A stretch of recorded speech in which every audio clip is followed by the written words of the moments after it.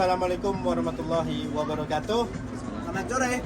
Halo Sobat Cale-Calo. Jadi hari ini kita kedatangan tamu spesial dari jauh. Kita hari ini nggak jalan-jalan ya? Ya, enggak. Kita nggak jalan-jalan. Enggak. Kita cuman duduk, kita berbicara, Iya, ngobrol santai lah. ngobrol santai lebih tepatnya. Jadi sekarang sudah jam 5 sore waktu Islamabad. Iya. Sore-sore itu memang biasanya orang-orang nggak jelas gitu ya. Iya, enggak jelas. Kita mencoba untuk menjadi manusia yang Jelas. Oke. Jadi sudah bersama kita nih guys ya. Kita sudah kedatangan tamu yang sosok spesial. Ya. Siapa dia? Billy Backpacker.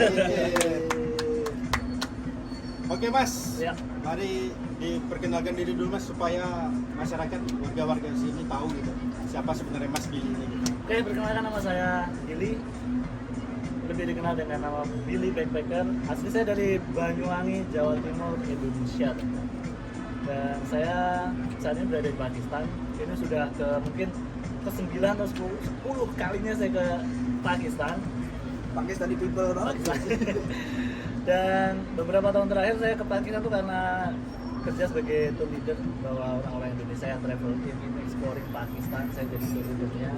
Dan selama 12 tahun terakhir saya traveling udah ke kurang lebih 35 negara lah di dunia. 35 negara. Ya, kurang lebih. 35 negara. Tapi Pakistan ini negara yang aku kunjungi paling sering.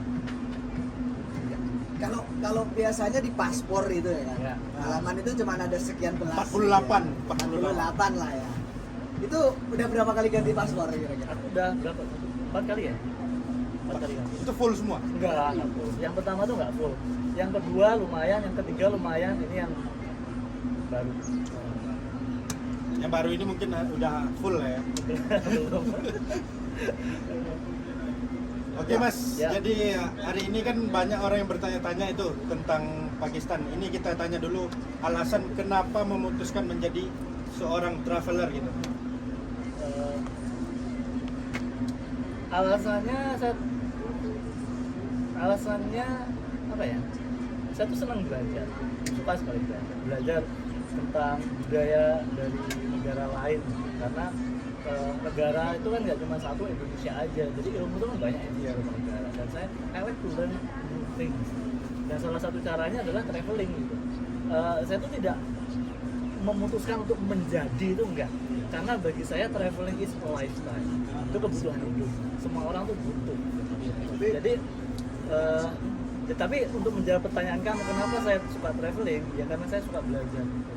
Dan belajar in real life, mengunjungi negara-negara itu ilmunya lebih cepat nangkep karena langsung mengalami gitu loh, daripada mendengarkan dari orang lain atau belajar di sekolah geografi contoh, mengalami langsung tuh ilmunya lebih cepat nangkepnya di otak tuh cepet dan cepet paham juga.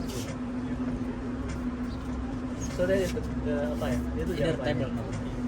Nah sebelum jadi seorang traveler, apa yang Mas lakukan dulu sebelum menjadi seperti sekarang? Terusnya dia lewat dulu deh. Nah, bicara tadi ya, bicara tentang apa, belajar, learn. Yap. Asik learn. Bicara tentang belajar. Beberapa orang tuh ada yang berpikiran gini, Mas. Kita berjalan itu untuk mencari kebijaksanaan. Artinya kebijaksanaan yang sebenarnya banyak ditemukan di perjalanan. Bagi beberapa orang yang hidup di jalan, ini akan berkata demikian. Kalau Mas sendiri, apakah menangkap hal itu? Maksudnya kayak, di sini kita bisa belajar menjadi sedikit lebih bijaksana gitu. Menurut maksud kamu ada beberapa orang yang traveling atau dengan tujuan mencari jati diri segala macam tuh kayak, kalau aku sebenarnya enggak. Jadi I just wanna travel, I want to learn new things, dan apa yang datang dalam perjalanan saya itu yang aku pelajari. Aku nggak spesifik ingin aku mencari jati diriku karena aku ingin begini, enggak, itu terlalu complicated bagi aku. I just wanna travel, dan aku nggak perlu mencari pun pengetahuan, pengalaman pasti nggak datang sendiri. Tapi memang nggak usah nyari pun akan ada hal yang datang ke selama perjalanan kamu, pasti ada. Karena perjalanan itu there are a lot experience. Iya, a lot of experience and knowledge as well gitu. Nggak usah dicari pasti dapat. Emang ada yang bilang kalau orang itu nggak berjalan dia nggak akan ketemu siapa-siapa. Ya mungkin memang orang itu akan berangkat, semua orang pasti akan berangkat untuk memulai perjalanan, entah perjalanan di hidupnya, entah perjalanan apa. Tapi rata-rata semua orang itu berawal dari niat yang tidak sama. Maksudnya niat orang itu beda-beda, tapi semua orang pasti akan berjalan. Jadi ya kita harus mulai berjalan juga sebenarnya. Ya kapan mulainya? Aku udah jalan ke sini loh. Oh ya kapan udah jalan juga? Kita harus sama-sama berjalan. Nah, untuk yang pertanyaan tadi Mas, Ya. sebelum menjadi yang seperti sekarang ini, Ya. seorang traveler gitu, Ya. apa langkah-langkah yang Mas lakukan? Jadi sebelum aku traveling itu aku kerja di Bali. Aku sebelum corona itu sudah 14 tahun tinggal di Bali. Dan aku selalu kerja di industri pariwisata. Jadi ya dari dulu kerja tuh di industri pariwisata aja. Aku udah pernah kerja di restoran sebagai waiter, pernah kerja jadi housekeeping di hotel, jadi tour guide di Bali juga pernah, terus jadi butler di villa pernah. You're welcome. Pernah jadi supervisor di hotel pernah. Jadi aku selalu kerja di industri pariwisata. Thank you. Itu 14 tahun dari setelah tamat sekolah atau Tamat SMA. Tamat SMA. bukan dari SMP gitu? SMA dulu. Terus aku merantau di Bali. 2 tahun setelah merantau di Bali, aku masih melanjutkan kuliah setahun di pariwisata juga. Jadi emang dari dulu tekangku tuh di pariwisata gitu. Ya, Pak. Dan selama selama aku hidup di Bali itu aku kerja ngumpulin duit buat traveling gitu. Jadi setelah setahun ngumpulin duit itu ya, aku resign dari tempat kerjaku traveling. Tapi ngomong-ngomong soal pariwisata nih, Ya. kemarin kan waktu kita kena bencana COVID yang sangat berbahaya ya kan. Ya. Wisata pasti mati dong. Mati dong, iya Pasti dong. mati dong. Nah itu apa yang Anda lakukan untuk bertahan gitu kan? Sampai melakukan kayak Nah, aku nggak ngapa-ngapain. let's go to plan. I didn't even have a job. Pariwisata mati nggak cuma di Bali aja, di seluruh dunia. Turku ke Pakistan tuh ada 4 jadwal, penuh semua udah, batal semua. Yo tiket-tiket orang-orang udah urus-urusin sendiri kan. Aku nggak ngapa-ngapain. But apa yang aku lakukan untuk bertahan? Aku ingin jujur sama kamu, aku pinter ngatur duit. Aku pinter banget ngatur duit. Jadi aku tuh memilah-milah. Jadi aku punya duit emergency, duit kebutuhan sehari-hari dan duit untuk traveling. Jadi waktu itu aku itu nggak sampai ngutang sama orang karena aku 2 tahun nggak kerja. Nggak ngutang. Tapi aku punya duit emergency yang kalau ini habis nggak ada income aku bisa menggunakan. That's what I did. Alhamdulillah nggak sampai ngutang. Kan banyak orang nih Mas bilang, Ya. kenapa sih traveling terus banyak habis duit gitu? Apakah itu benar atau tidak gitu? Kan banyak tuh yang berpikir, gimana sih jalan-jalan dulu gitu? Ya. Kan habisin duit apa gitu? Begini kalau menurutku ya, ada pepatah yang bilang ya, the only thing that you buy that makes you richer is a traveling. Traveling is the only thing that you buy that makes you richer. Jadi kayak membeli tiket, nyewa nginep di hotel, traveling, exploring the country, itu something that you buy. Itu akan membuat kamu kaya di otak. Jadi apakah traveling wasting money? Is not wasting money, nggak buang-buang juga. Tapi bagiku traveling itu malah investing, bukan wasting money. Nggak membuang-buang duit, nggak menghabiskan waktu. Ya tentu saja traveling itu butuh uang, ya tentu saja. Tapi tergantung tujuannya orang ya. Kalau tujuannya ngapain dulu traveling? Kalau aku kan tujuan traveling untuk learning, dan aku mendapatkan knowledge itu, pengetahuan dan pengalaman itu. Jadi bagiku itu nggak membuang-buang uang, malah aku mendapatkan semua pengetahuan itu dan I get what I paid for gitu. Apa yang telah kita bayar kita mendapatkan. Iya, aku mendapatkan. Jadi it's not wasting money, itu nggak membuang-buang uang. Malah bagiku itu investasi dari kada ke atas ya. Dan itu penting banget, maksudnya di otak. Karena itu investasi paling besar lah gitu dalam hidup kita. Ya orang investasinya beda-beda lah, ada yang investasi barang-barang mahal, bla bla. Kalau aku investasinya dari traveling. nanti nggak ada rasanya. Sama kayak buku lah ya Mas. Ya. Sampai disantap aja Oke. biar kasih. Keren, bos.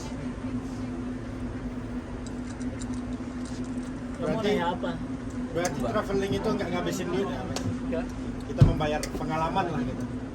Kalau yang traveling duitnya sampai habis itu ya, pulang ke Indonesia nggak punya apa-apa, itu yang bodoh aja nggak bisa ngatur duit. Anjing yang pakai hijau, cakep sih. Oke, you can invest something in traveling, tapi ya nggak semuanya dialokasikan ke sana kan. Jadi kan harus pintar ngaturnya, ntar pulang ke Indonesia itu sudah ada persiapan dana setelah traveling itu untuk biaya ke 1, 2, 3 bulan ke depan. Jadi kalau kita bicara perihal dana dalam dunia perjalanan dan dunia traveling, itu kan kayak sebuah aspek yang sangat-sangat fatal. Artinya lo nggak ada duit, bagaimana mungkin bisa jalan? Ya. Nah itu kalau misalkan bagi orang yang belum berpenghasilan, atau taruhlah orang yang cuma mengandalkan uang dari kiriman orang tua, misalkan mahasiswa atau apa, tapi dia punya passion di dunia perjalanan, dia suka jalan-jalan. Apa kira-kira yang bisa dilakukan? Misalnya kayak apakah ada income pasif yang bisa dia cari di jalan-jalan, atau cukup dengan menekan biaya perjalanan, menabung, atau ada hal lain yang mungkin bisa kita lakukan. Bisa, misalnya kan kiriman orang tua kan sekian juta contoh. Alokasikanlah sekian persennya, mungkin 20% untuk traveling. Kumpulin sampai berapa bulan atau berapa tahun sampai ngumpul sekian juta gitu, baru dilakukan untuk traveling. Kan nanti destinasinya kan tergantung mau berapa lama gitu kan. Berapa lama itu kan bisa menentukan berapa uang yang kamu butuhkan. Dan kalau ingin mendapatkan passive income, kalian bisa freelance, online segala macam yang bakatnya Foto ya, foto apa Ya, ya. designing things. Sekarang kan zamannya sosial media yang banyak orang yang nggak bisa ngedesain apa ya, iklan atau segala macam konten-konten di sosial media, mereka nggak bisa, tapi mereka inginnya eksis kan. Itu banyak. Kalau kalian punya keahlian untuk mendesain hal-hal yang berhubungan dengan sosial media, itu laku banget sekarang. Itu bahkan kalian nggak perlu spesial office, kalian bisa kerja di mana pun. Apalagi mahasiswa itu kan kreatif banget kan, kalian nggak main otak aja sih. Kalau ngandelin orang tua sampai kapan sih, susah. Mereka udah berat banyak untuk membiayai kalian semua, ya kalian harus punya inisiatif untuk kreatif juga mau Seperti ini nih sebenarnya oh kita iya berusaha ya. exactly ya. Kita berusaha ya. Jangan salah ya, ini kita sebenarnya berusaha. Kita mengais dari kalian nih, ya. Tolong gitu ya. Selanjutnya tadi bicara perihal ada satu hal yang menarik tadi. Jadi sebelum nama Abang Billy ini menjadi Billy Backpacker, sebelumnya tuh ada nama Backpacker Nakal. Ini perlu dipertanyakan Nah, kenapa ada menarik nakal. gitu. Nakalnya kemana gitu? Nakalnya sekarang kemana gitu? Jadi saya udah gak nakal lagi kan. Gini ceritanya, awalnya ya aku bikin nama Backpacker Nakal itu karena backpacker tuh kan hobiku kan, backpackeran. Aku selalu traveling dengan cara budget traveling, yaitu backpacker. Sedangkan nakal, aku pengen ada yang unik aja. Kalau aku sama teman-temanku bule gitu ya, suka budain, dan mereka tuh Billy, you are so naughty. Genit lah. Aku sering jahilin temen lah kalau sama genit lah. Terus naughty itu apa ya dalam bahasa Indonesianya kan nakal ya. Gabungin aja hobi backpacker sama personality yang nakal gitu. Jadi antara nakalnya tak bahasain Indonesia, istilah backpacker kan bahasa Inggris itu kan backpacker nakal. Jadi kayak gabungan antara hobi sama personality. Tapi sekarang masih suka godain orang? Kadang-kadang sih. Kadang-kadang. Berarti harusnya masih ada Masih nakal. nakal. Behind the scene aja kayak sekarang. Terus gimana namanya bisa berubah? Nah itu dirubah karena kapan hari kan mungkin karena semakin terkenal. Ini dulu ini snitch. Jadi semakin terkenal di Indonesia, bolak-balik ke Pakistan, terus banyak beberapa travel agent di Indonesia yang ngajak kerjasama kan. Sekaligus juga kedutaan besar Pakistan di Indonesia kan juga sering kontak-kontak aku. Terus kalau mereka merekomendasikan harus menulis nama, ada nakalnya itu kan pasti ada pertanyaan kan, kenapa nakal gitu. Ini kan nakal tuh kan konotasinya kan negatif gitu kan, negatif. Mana ada nakal yang positif ya kan? Nah, itu kayaknya harus diganti mas diri, jangan nakalnya entah namanya apa tapi jangan ada nakalnya, supaya orang yang pengen ikut tour contoh-contoh. Ntar kok ada tour dengan Billy backpacker nakal, ntar kan pikirannya orang negatif, tuh orang duitnya dibawa lari nih kan, gitu kan, nakal lah orangnya kan gitu kan, mereka nggak tahu nakalnya orang kayak gimana kan. Karena kalau udah ngomongin nakal bisa jadi ntar persepsinya orang tuh nakalnya bisa ngelariin duit, bisa ntar keturnya jualan orang atau gimana ya. Langkah-langkah lebih baiknya nakalnya dihilangin, dan aku harus create new name waktu itu. Ya udah aku setuju gitu, karena udah apa ya, jalurnya udah semakin luas lah gitu. Jadi itu berakhir jadi backpacker gitu. Jadi nakalnya ini hilang karena kebutuhan industri. Iya. Sebenarnya aku masih tetap nakal. Tapi karena kebutuhan industri ya, nakalnya disensor. Sensor. Aku salah paham lah gitu tentang nakal ini apa gitu.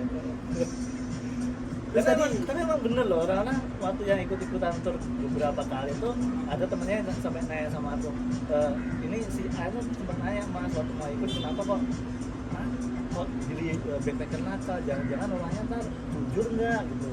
Saya apa ya, selalu dipertanyakan tentang kejujurannya. Orang tuh pasti kan takut kalau uangnya dibawa lari kan. Apalagi kan aku nggak punya travel agent gitu, nggak punya my own company gitu. I'm just a traveler, tapi orang ingin ngejak kerja sama gitu kan. Apalagi orang kalau bayar DP kan langsung ke aku, nggak lewat travel agent gitu. Ya udah mereka kan pasti khawatir ntar ini orangnya nakal, ntar duitnya dibawa lari gitu. Jadi kan memang benar untuk kebutuhan industri sih, itu untuk kebaikan juga. Tapi di bukunya tetap ada nakal ya. Iya, itu kan belum diupdate soalnya. Sebelum nama diganti udah dicetak. Itu ada rencana nggak mas untuk mengubah atau membiarkan aja buku itu sebagai Billy Backpacker nakal itu judul? Kalau rencana, kalau soalnya ada next cetakan, pasti pakai nama yang baru. Oh, nama yang baru. Ini juga perlu teman-teman ketahui ya. Selain beliau ini seorang traveler, nah, dia ini juga sebenarnya seorang penulis. Jadi entahlah orang ini seperti apa gitu, kita juga nggak tahu gitu. Nulis bisa, ini bisa, apa bisa. Nah kalau kalian tertarik, ada bukunya judulnya Journey Through Pakistan. Journey to Pakistan. Jadi Nanti kita letaklah di sini contoh gambar ya, nanti bukunya. di bawah sini. Ya. Ya, jadi di buku itu tuh Mas Billy ini menceritakan dengan sangat detail kayak Pakistan dan seluruh isinya gitu, kayak mulai dari daerah-daerah konflik, daerah-daerah bagus, daerah utara, selatan, timur, barat, daya, semuanya ada di situ. Jadi bicara dari buku tadi ya, di situ ada Mas menceritakan tentang perjalanan dari perbatasan Iran ke Pakistan. Oke, mohon maaf bentar dipotong. Dari seluruh negara traveling 35 kota 35 negara itu, negara mana saja yang sudah Mas tempuh gitu? Coba sebutkan 10 Mas, negara mana saja?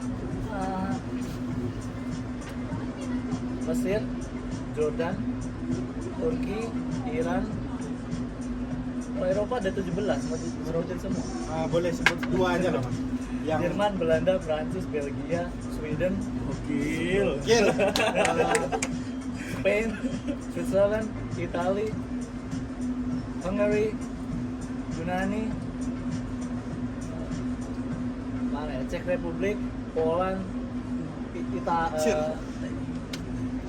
Vatican City. Vatikan. Banyak pokoknya yang di Eropa tuh ada 17, Oke. Asia ada 12, Oke. Timur Tengah ada 4, sekitar segitu dah.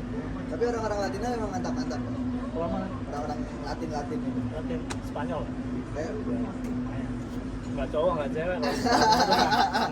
Kan banyak tuh negara yang Mas tempuh gitu. Ya. Tetapi kenapa membuat buku tentang perjalanan Pakistan itu sendiri? Karena gini, dari semua negara yang saya kunjungi ya, negara sebanyak itu, cuman Pakistan yang benar-benar sampai bisa menyentuh ya, aku tuh pernah minta sebenarnya sama Tuhan dalam hati, aku sudah terlalu banyak dimanja sama Tuhan. Aku anak kampung, bisa traveling ke beberapa negara di dunia, it's a big thing for me. Aku bahkan kayak nggak nyangka itu bisa terjadi. Tapi selama sekian tahun aku traveling, aku merasa bahwa aku bahagia, kebahagiaannya hanya untukku aja. Aku ingin aku bisa traveling ke suatu negara tapi bisa memberi dampak pada negara tersebut. Aku minta itu sama Tuhan, pernah. Terus aku ditujukan ke Pakistan ini, padahal aku udah pernah ke Iran, Turki, Pakistan. Waktu tiba di Pakistan, yang beda dari negara ini itu benar-benar, pertama ini beda banget dari apa yang ditulis oleh media. Media kan banyak negatif semua tuh, tapi di sini banyak sekali positifnya yang tidak ditulis gitu. Kedua, keramah-tamahan orang-orangnya. Pakistan itu tuh kan the hospitality of my goodness, really touch me. Aku nggak bermaksud membandingkan dengan negara sebelah atau gimana, tapi bagiku hospitality-nya orang Pakistan tuh sedikit di atas sedikit levelnya dengan negara tetangga yang juga begitu amazing gitu. Dan di sini tuh orangnya waktu itu yang kesannya aku dapat mereka pure gitu. Kalau mereka membantu karena di sini ada tamu, mereka benar-benar yang they want to when they have they want to make you happy because they are our mereka bilang pokoknya kamu tuh adalah tamuku, jadi itu sudah tanggung jawab saya untuk membuat kamu bahagia di negeri. Dan aku menulis buku tentang Pakistan karena banyak dukungan dari follower gitu. Karena jarang ada yang Pakistan dan aku punya catatan banyak tentang Pakistan, ya udah dibikin buku aja supaya itu bisa tujuanku karena untuk membantu Pakistan juga image-nya supaya bukan image-nya supaya positif, tapi aku ingin orang-orang di Indonesia tahu ini loh positifnya Pakistan melalui perjalanan.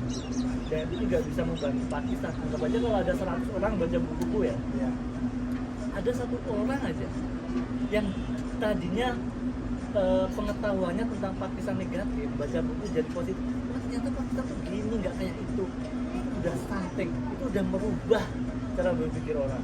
Itu tujuan untuk membantu Pakistan. Dan bisa menulis buku itu juga karena dukungan banyak orang sih. Aku karena di antara banyak negara ya ini yang paling menyentuh. Padahal 35 negara. Pakistan lah salah satu yang kena di hati. Tapi ini bicara tentang tadi ya, Pakistan itu kayak apa? Orang berstigma Pakistan itu ada konflik, daerah yang penuh separatis. Ini emang daerah yang entahlah Tuhan menciptakan Pakistan dari apa gitu. Kalau Tuhan menciptakan Bandung ketika tersenyum, entah Pakistan diciptakan ketika Tuhan sedang apa gitu. Cuman apa ya, kayak bagaimana seharusnya kita menyuarakan agar orang-orang tahu real keadaan yang kita alami.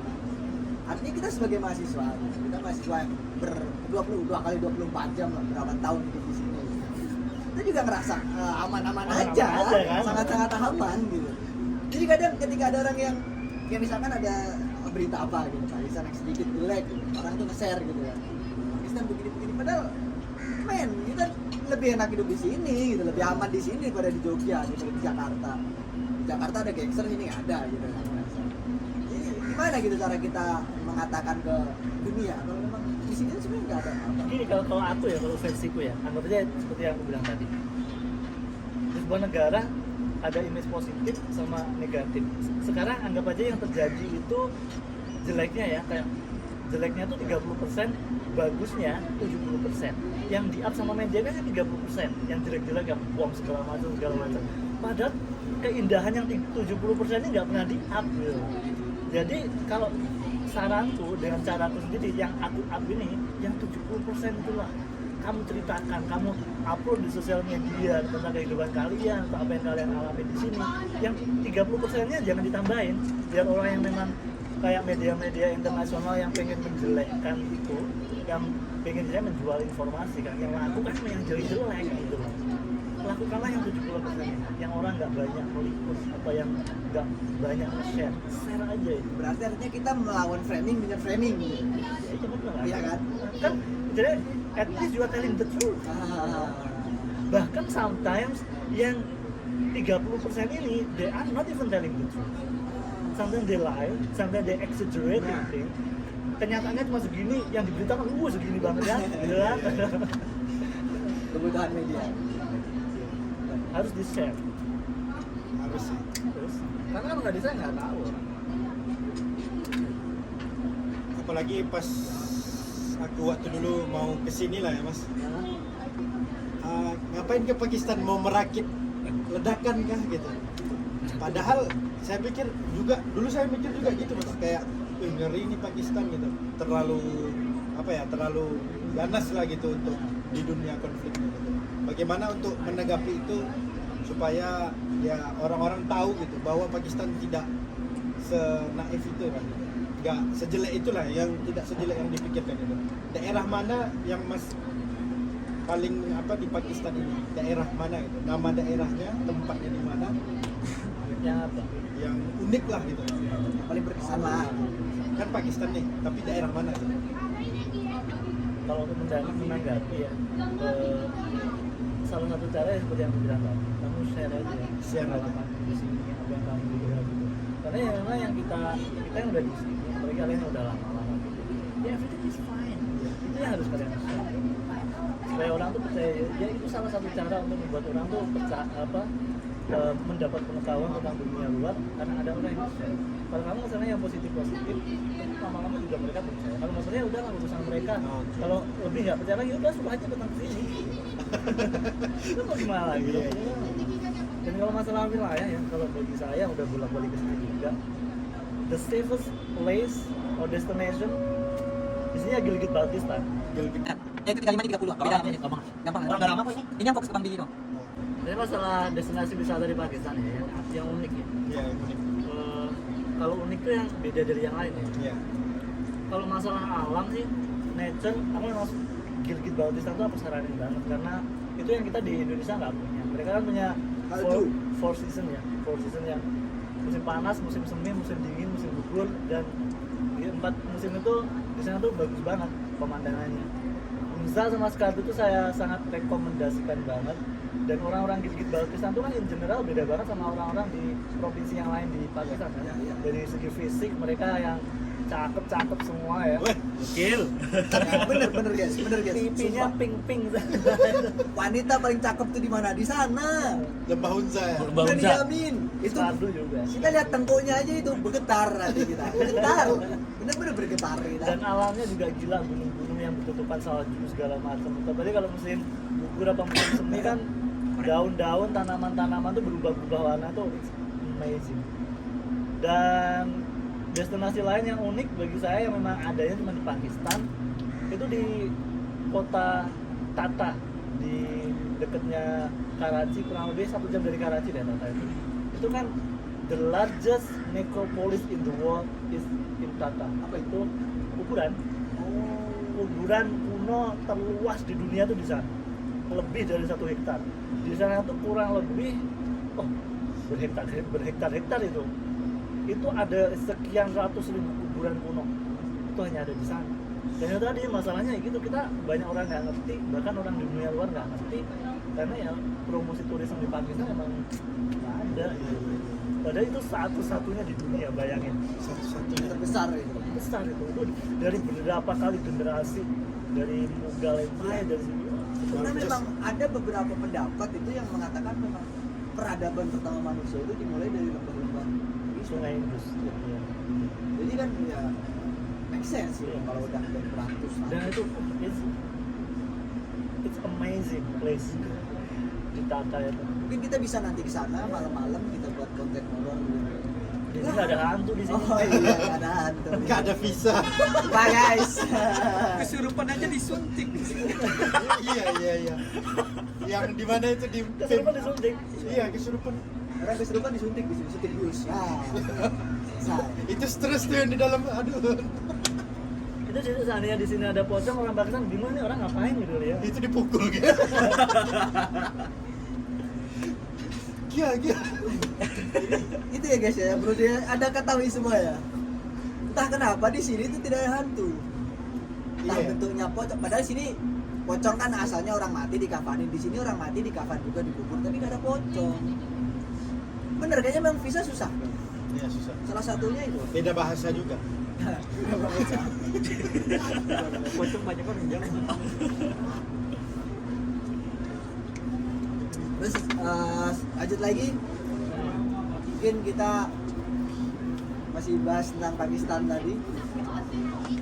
Mungkin ada kayak apa pesan-pesan yang bisa disampaikan ke kawan-kawan gitu kayak ayolah datanglah, ayolah kita bareng-bareng.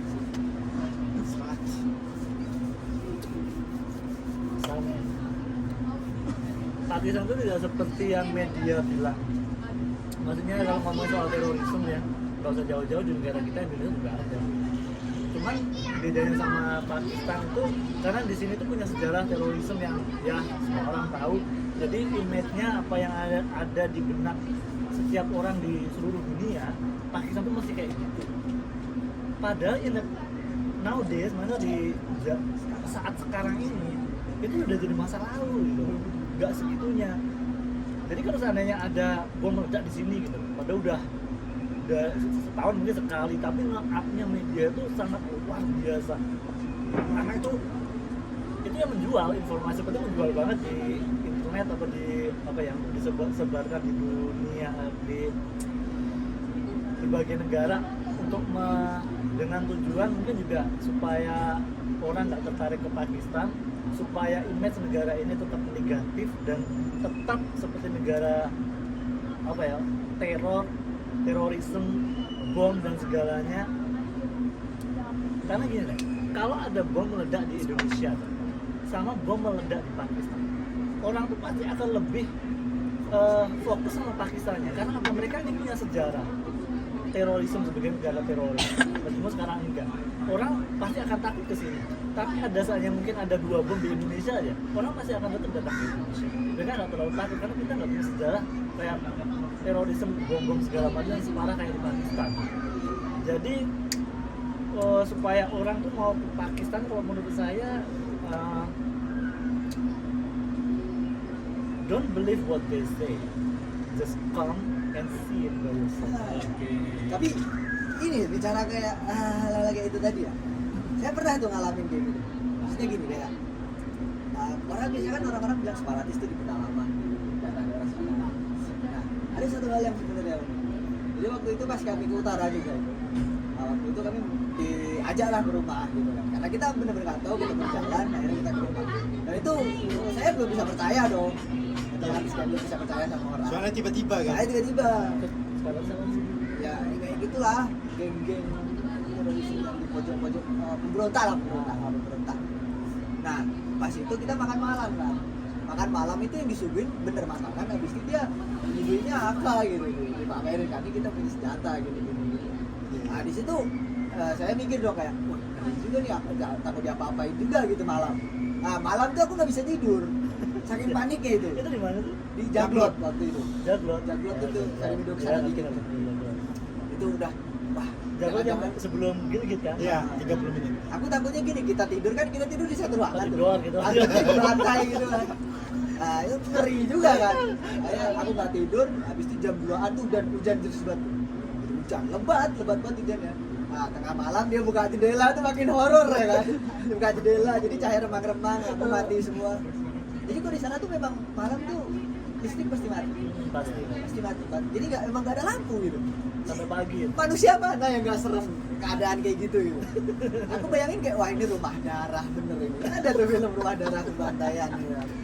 Aku udah mikir gitu kan, nggak tidur aku itu. Saya pagi. Ternyata mereka tuh bener-bener yang baik itu bener-bener kebaikan hakiki gitu, bukan yang dibuat-buat. Jadi bener-bener kayak lo tamu datang ke rumah gue sambut dengan apapun yang gue punya. Bahkan sampai suatu ketika itu kan mereka masak, orang-orang itu masak, kawan kita ada yang nemenin di dapur. Jadi yang cewek-cewek itu kan masak, kita makan, yang cowok-cowok dulu kan otomatis, yang laki-laki itu makan semua. Nah karena itu enak makanannya, kita sikat lah itu sampai hampir habis, ya ada lah sisa-sisa kami gitu. Dan ternyata orang-orang yang masak itu tadi makan sisa kami gitu. Jadi mereka nggak makan dulu sebelum kami selesai makan gitu. Jadi kayak yang awalnya aku mikir kayak wah dibantai gitu. Ternyata gila men gitu. Bahkan di Indonesia aja belum tentu ada keluarga yang serela itu buat gak makan. Itu anaknya 8 itu. Anaknya 8 cewek cowok itu. Jadi anaknya pun gak makan gitu. Sehebat itu mereka. Sebenarnya kalau masalah senjata di Pakistan itu very common, setiap keluarga memiliki senjata. itu sangat common, apalagi di KPK sama ya